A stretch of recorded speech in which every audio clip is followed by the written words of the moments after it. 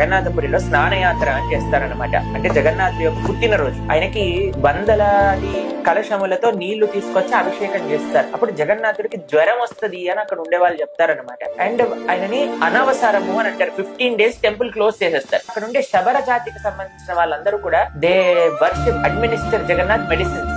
ఏవైతే వనమూలికలు ఉంటాయో వాటన్నింటినీ తీసి జగన్నాథుడికి జ్వరం వచ్చింది తగ్గించాలి అని 15 రోజులు వాళ్ళు ట్రీట్మెంట్ చేస్తారనమాట.